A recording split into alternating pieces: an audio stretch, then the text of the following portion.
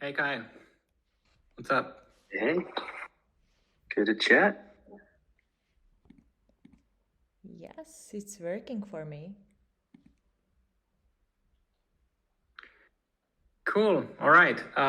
So welcome everyone. This is the second edition of Build with Guild, where we are showcasing great projects who are building with Guild. We have Kyle here, the founder of Daylight, and Hannah, our amazing community manager. Hey guys. Hey, great to be here. Hello, hello. Thank you for being here, being our special guests for the day. I'm super excited learning more about Daylight. I guess I can go ahead and start off by introducing myself. Yeah, please do. I was just about to ask. Awesome. Okay, cool. I'm Kyle. I'm co-founder and CEO at Daylight. I've been in crypto since 2017. I spent 3 years at Stellar, where I was director of product. And I believe the most fun things you can do in Web3 are abilities. And Daylight helps everyone find and enjoy those abilities. That's great. I actually want to dive deeper into that journey. So, how did you formulate the idea of Daylight? What was kind of the turning point of the or the journey to figure out that Daylight needs to be built, and that's a need in the market. That's a need for people in crypto. Yeah. I guess I'll start with like the premise of Daylight. Your wallet address has all of these special abilities that you don't know about. So these are like allow listed or token gated mints, or airdrop claims, or token gates that are powered by Guild, or proposal votes. All these things that you can do, and these abilities are, again, they're like the most fun, often emotion evoking things you can do in Web3. And keeping track of them is kind of like a part-time job sometimes. And so what Daylight does is it finds all these abilities for you, and it helps you fully participate in and enjoy Web3, and saves you a bunch of time. So that's the premise of Daylight, and the origin story there is that is really kind of born out of the initial weeks after the NFT project Loot dropped back in September of last year, 2021. And honestly, it was some of the most fun I've had in Web3. All my internet friends, is all we could really talk about is minting these derivative loot NFTs and claiming various airdrops and joining different token gated group chats based off of the like characteristics or traits of your loot bag. Unbundling and reassembling loot bags, voting on what to do with the owner bags, or all these like things that you could do, and realize these these abilities, these things you could do. That's what we call them, are abilities. With loot and they would become some of the more fun parts of Web3 across all their communities besides loot. But all these abilities are scattered everywhere across different Discord servers, on Twitter, and various weird corners of the internet. And so that's really the future we want to build and serve at Daylight. We want to build one full of fun abilities that you can easily find. And the origin is really those few weeks after Loot.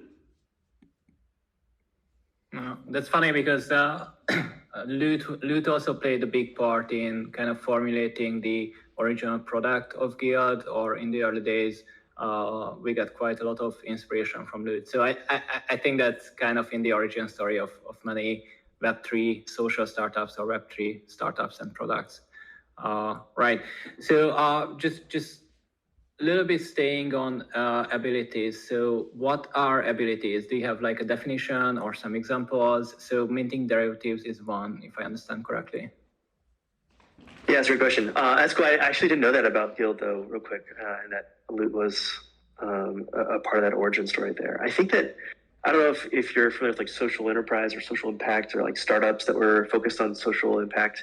I think that like the Loot of those was like Invisible Children or Tom's Shoes. There's like moment in culture when everyone kind of clicked with this concept. And you're right. I think Loot probably was that for Web3 social type stuff. That's cool. That's a good analogy.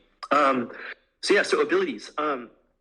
Abilities are these actions that you can take between like I guess the games in Web3. They connect like one community to the next community. I don't know, kind of a silly analogy is a video game analogy. It's like you earned a high-level Spider-Man skin in a Spider-Man video game, and then you're able to like port that into Fortnite and play that skin in Fortnite, and then get access to some specially skinned in-game weapon in Fortnite because you have that Spider-Man skin, and that's a meaningful experience. I feel like to that player, they earned that item, they feel attachment to that item, and it makes playing the next game that much more fun. And so that's really kind of what abilities are. They evoke like emotional experiences. So whenever you join a token gated Discord channel powered by Guild, you feel belonging because you're dropping into these like-minded individuals in a chat there. Or if you claim or mint like a POAP or a Nukes badge or something like this, you feel pride because that's like you saying I was there, I was a part of this kind of OG community. Or I don't know, a lot of excitement whenever you claim an airdrop and you get lots of tokens out of that airdrop. So those are our abilities. They're the most fun you can have in Web3. And I think you'll see a lot more of them over time. I think that's going to be very important to a lot of these different trends that you're seeing right now in crypto. So like passes, access passes. So LinksDAO has all of these abilities for its members who have the access pass. PoolSuite has these abilities that you can partake in because you have the PoolSuite executive membership card. And a silly example is a fun playlist that's available to you on poolsuite.net because you have a PoolSuite executive membership card. Or like the Floor Pass for access to the Floor app, or the Gallery Pass for access to galleries, ability to create a gallery of your own NFTs. These are all like passes. There's also games, because you have this item in one game, you can do this in the next game. DeFi, claiming your rewards, DAOs, token gated bounties, token gated votes, token gated events. All of these like trends in crypto and Web3 heavily use abilities. Right, amazing examples. So basically we are talking about membership here, which I feel like is the big emerging use case of NFTs. And there will probably be more, but a year ago we called it utility, now we call it ability, but we are talking about the same thing, that holding an NFT is not just purely for its financial value, but what it unlocks in all parts of the internet. Yeah, exactly. Yeah. Utility is definitely like a subset of ability. Access is a subset of ability. But even just like, it's not just tied to the token that you have, it's tied to your wallet address. So, you may be able to partake in an ability because your wallet address is on the allow list, or because you interact with a special contract. Those are like the inputs, if you will, to an ability, beyond just holding a token, an NFT, or an ERC20. But yeah, definitely.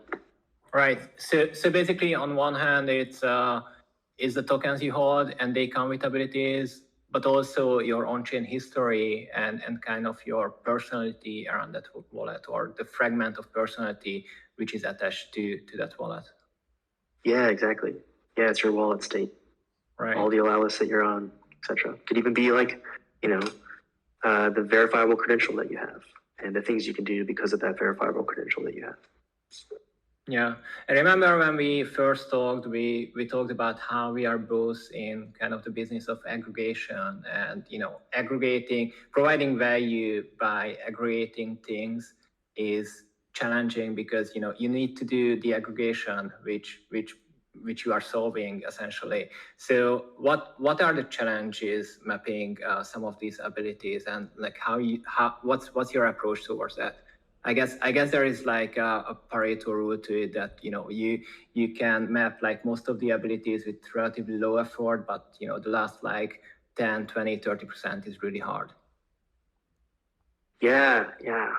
That's a great question. So I think there's really, this is like an ecosystem or a network that we're aggregating. There's really kind of three important stakeholders there. that really help us make sure we get wide coverage of abilities. So one is, supplier integrations. Or the second is the Daylight Scout community, and then the third is various wallets that integrate with Daylight. And so we'll talk about each of those real quick. So the first is supplier integrations. These are like products or tools that communities and creators use to create abilities. So a great example is Guild. If you, let's see here, Guild, like the Little Noun community uses Guild to token gate a Discord channel. Another example would be Snapshot. So Snapshot helps, like, let's say Bankless DAO create DAO votes, which is another ability type. So these are Guild and Snapshot are examples of like supplier integrations in the Daylight ecosystem. And we help these suppliers, help the communities that use their tools to get abilities out to the users that qualify for those abilities. So we increase awareness and engagement there. And so to get a lot of coverage there, we integrate with those suppliers. So we pull from their APIs, or they push into our API all the abilities that are being created. So that allows us to really spin up quickly and get wide coverage of abilities in a very programmatic way. So that's one part of aggregating abilities. The other part is the Daylight Scout community. And so this is a group of people who, I'm a part of this community, who find and add one-off custom abilities to Daylight, very similar to how someone might add a product to Product Hunt, if you're familiar with Product Hunt. So these abilities are things like CryptoCoven's Narrator Hut mint, or Gnosis Safe's Safe Airdrop, or a custom token-gated experience on a website, like, for example, that Pool Suite playlist that you can get access to because you have an executive membership card. These are things that are not really made using a supplier like Guild. They're custom made by a community. And so the Daylight web app, Daylight.xyz, provides these tools and some fun incentives for scouting abilities, for finding abilities and loading them in. So that's the part. So shout out to our scouts, especially Shuku, Kiki, Nemo. Our mission together is to help everyone uncover what their wallet address can do together. So that's the input side of that. And then the other side is wallet integrations. So wallets are currently integrating and working on integrations with the Daylight API and helping their users find out everything that they can do, all of their abilities. So these wallets, they use it to light, to acquire, to retain users. The great example here is just imagine hearing about an airdrop you qualify for by getting a push notification from your favorite wallet app. You open up the app, you can click claim, and you're done. You've got that free airdrop money. It's all told to you by your wallet app. Yeah. And so by doing those integrations, like that becomes more appealing to suppliers and scouts because they know that all these other users on the other side using these wallets can get access. Sorry, go ahead. Yeah. I was just going to say that wallets are very, very good choice for initial distribution. I guess like as kind of the Web3 layers are evolving, there will be more and more types of application where it makes sense to just include abilities because it's such a fundamental part of the on-chain experience. But also, I just wanted to highlight that I love the Scout program, and it really resonates because I feel like so many of the networks being built out in crypto are heavily relying on a sort of community development. How, for Chainlink, you can spin up your own Oracle to include a new data source. Very similar with Graph, with the subgraphs.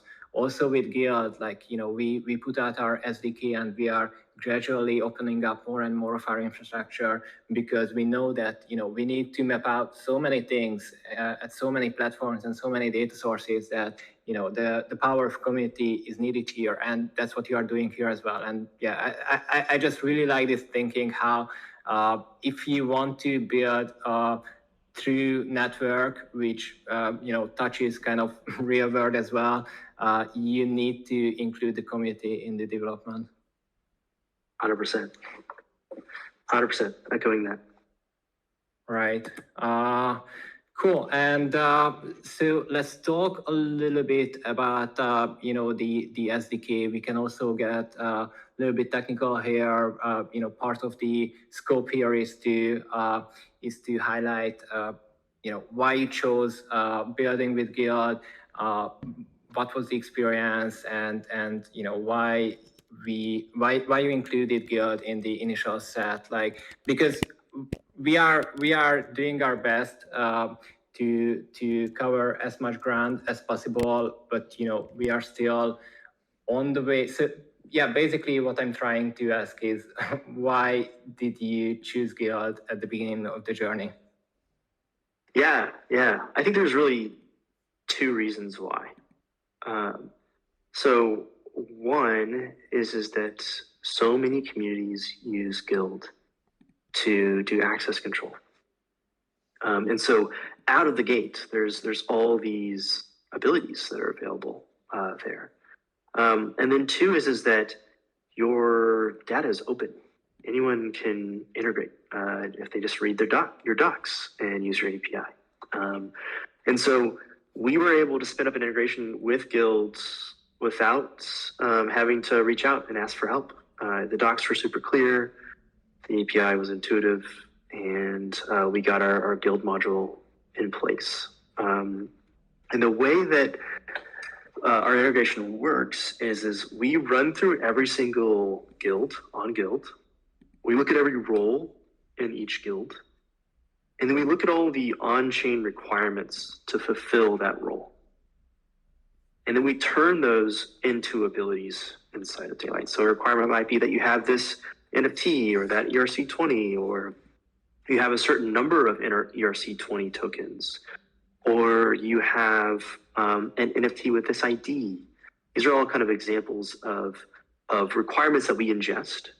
And then we, in the ability itself, link to Guild and to the role, to the reward that you can do as a result. And so you can just log into Daylight with your wallet address, and then we look through your wallet address and all the requirements for all the different roles on Guild that you fulfill, and then we show those to you. So you can easily go and see. And so these are things that, I found so many guilds I didn't know I was part of just by this integration and logging into Daylight. And another part of our integration is that we monitor if you've completed, if you've joined, if you've taken advantage of a reward. And then we remove that ability from your feed. That way you're not showing, Discord channels that you already have access to, because you've already jumped in there. So it's just focus on what you don't know, what you haven't come across yet. Right, that's very smart. Can you share a bit more about, what's the user experience on Daylight like? So I like what you just mentioned, that if I claim something that disappears, I guess I can also ignore other stuff. Like what's kind of the cornerstones of the user experience, or just a few other examples you want to highlight?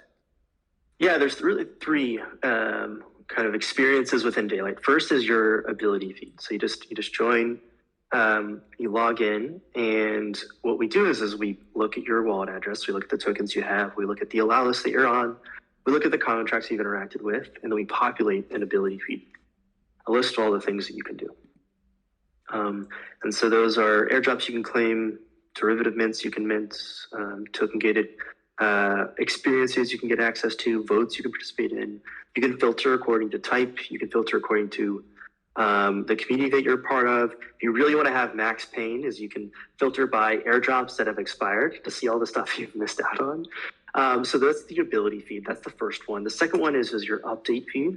And what we do there is we look at all the tokens you have, and then we look at all the results for all the votes related to those tokens, and we tell you all those results. And then the other thing is we look at all of the Mirror, Substack, Medium, and other blog posts that are out there for each of the tokens that you have, and we show you those as well, all in a feed that's sorted by created at date. So you can stay up to date with everything that's going on. It's kind of like a automated RSS feed reader for your Ethereum address. It's really, really cool to be able to just jump in and see what you can catch up on. And then the last part is a community profile on Daylight. So each community has its own profile, each token, each NFT collection. And you can just go to the community profile page for a community you're a part of, and you can see all of the abilities that are available to you there if you have that token. So those are the three kind of main experiences of Daylight.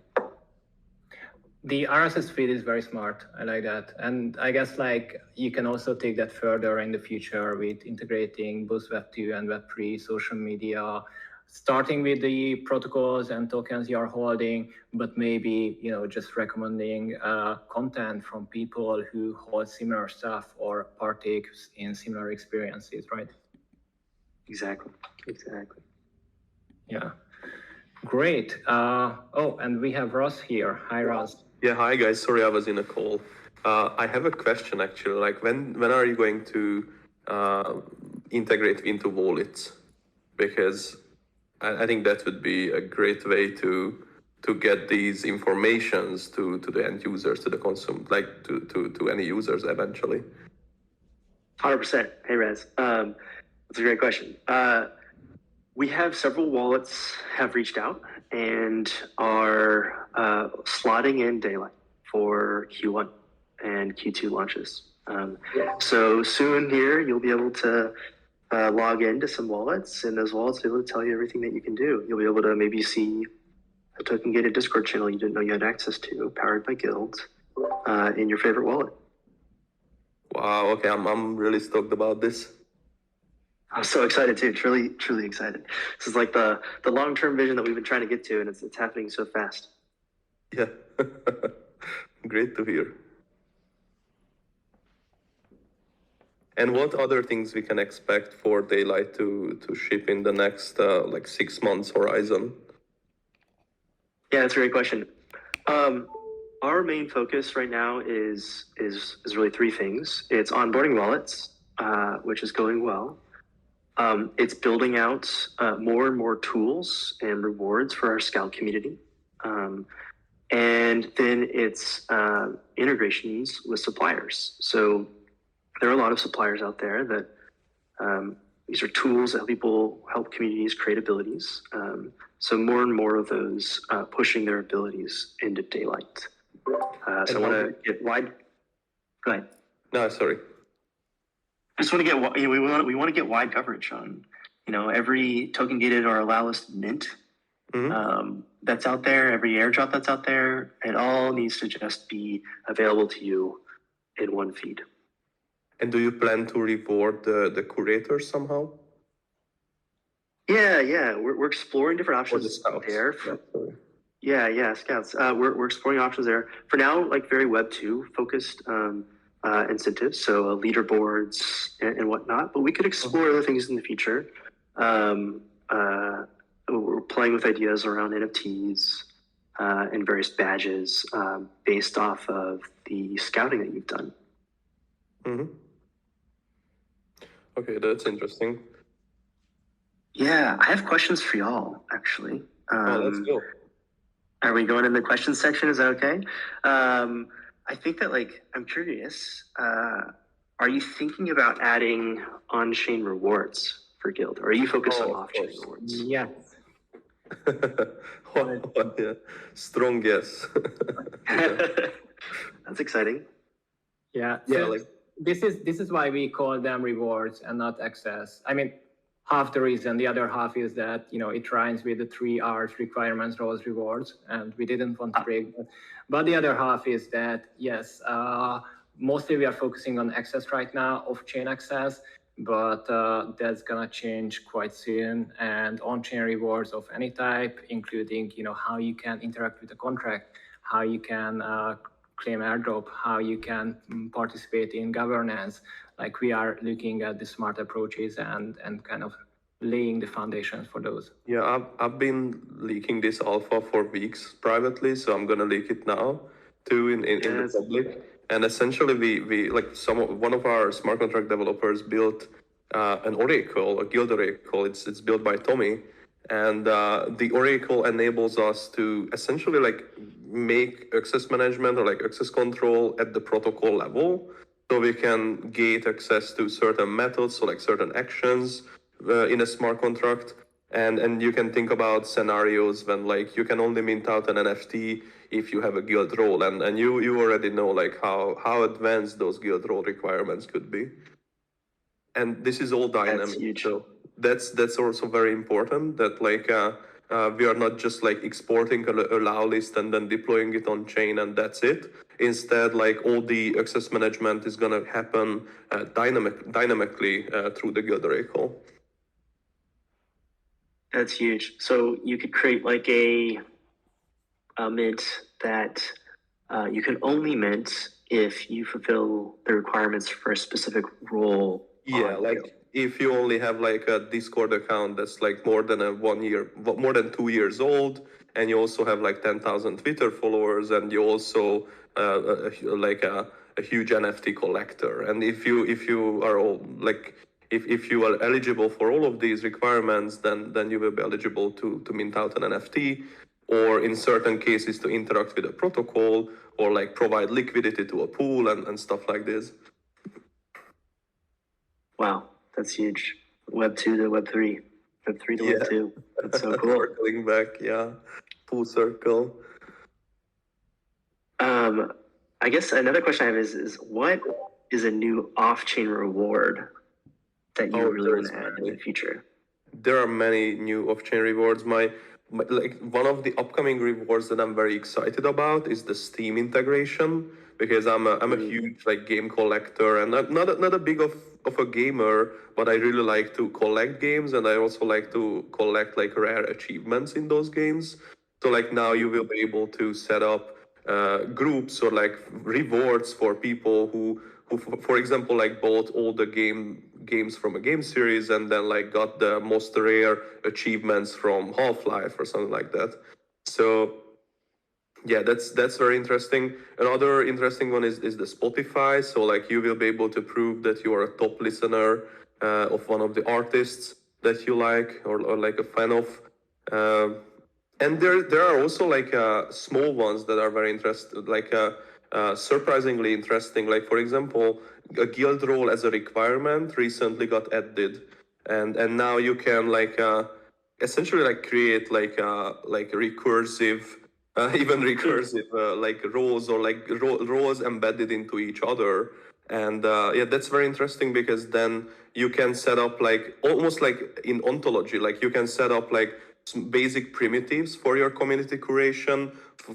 For example, like who has at least like the 10,000 follower, or like who owns your NFT and stuff like that. And then you can create like higher roles at the higher abstraction level, where you can combine these roles together in certain ways, and then you can combine those roles with even higher level roles, and so like you can build out like entire like logic equations, because you can change the logic requirement at every level.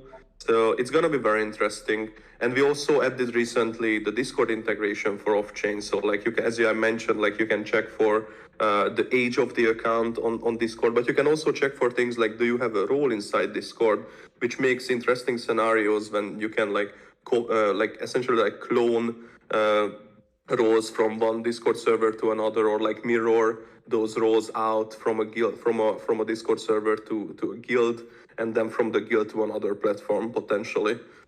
Right, and just 2 points on the guild roles requirements is one that is great for building member journeys, because with this, one thing is that you can do iterations, but the other thing is that you can introduce multiple paths. So something like you would see in a game, either you go direction A or direction B, but if you go far enough, you both can get to point C. And then from there, you can also have multiple passes. So that's one thing.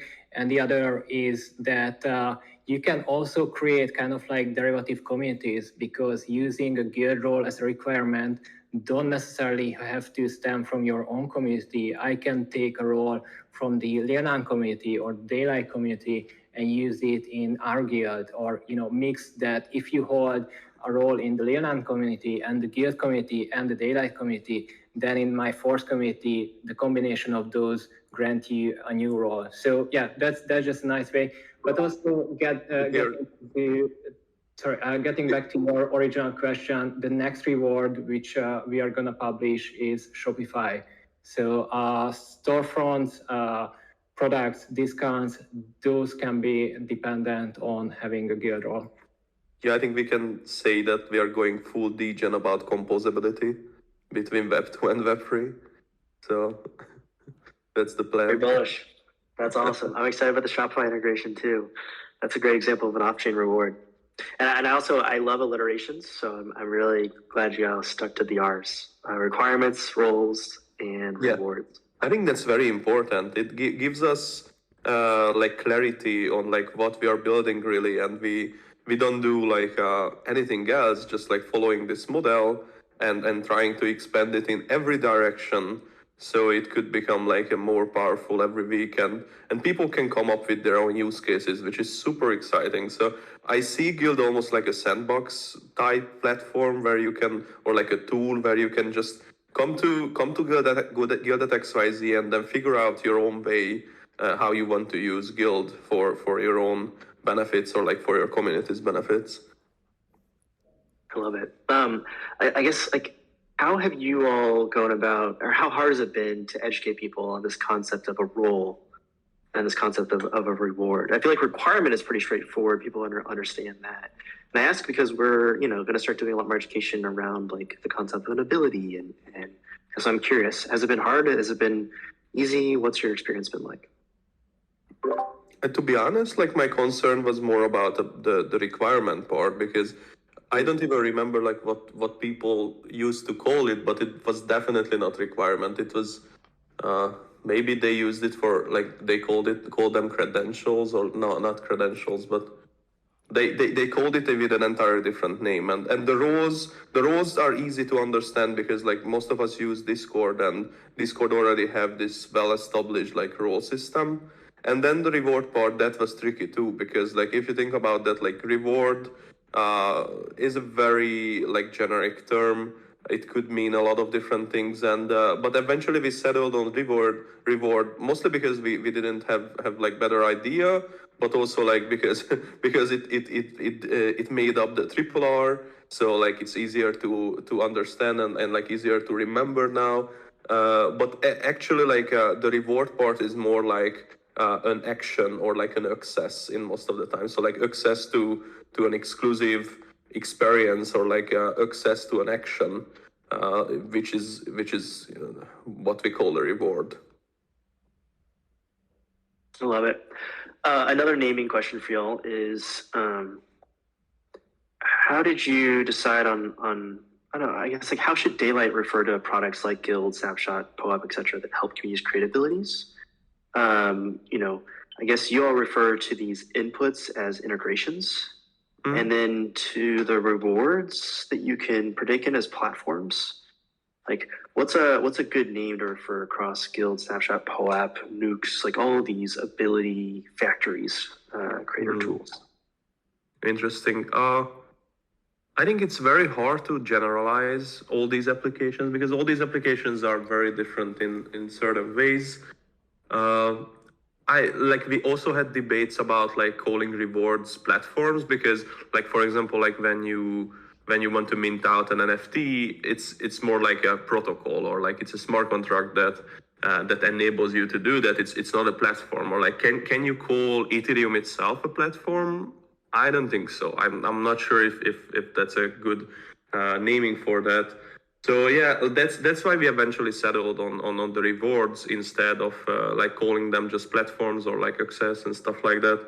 But yeah, difficult to say. Like, was the question regarding like how do we see Guild, or like what category Guild fits in?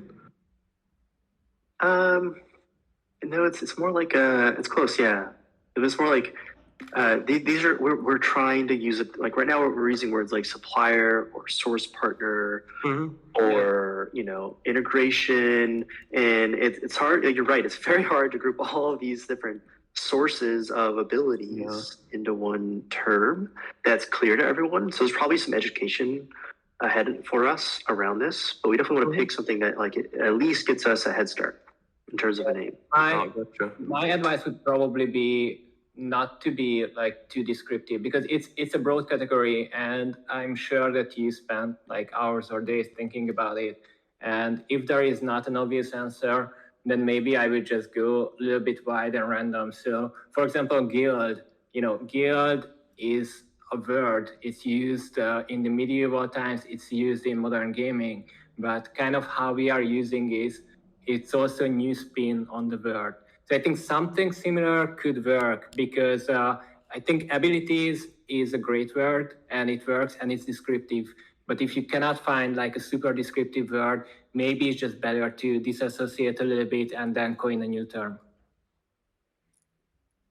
Yeah, it makes a lot of sense. Makes a lot of sense. Well, those are my main questions for y'all. I am so bullish on Guild. I'm excited about it and grateful that you have this fantastic SDK that we've been able to quickly integrate and tell everyone all the Guild-powered things they can do. All right. Thanks for being here, Kyle. I will just take a peek whether we have community questions in the stage chat. I see that there is a lot of love for Daylight. That's super obvious here. So comments like someone got the Optimism airdrop because of Daylight, and yeah, others also love it. I see some people are typing, so let's just give it a few minutes. But in the meanwhile, I would get back at you with the question like, why did you name Daylight Daylight? What was the reasoning behind that? Because I can see that naming is important for you, and rightly so. So what was the idea behind it? Yeah, it's a great question. I think there's a lot of threads to the name, but the main one is shining a light on everything that you can do.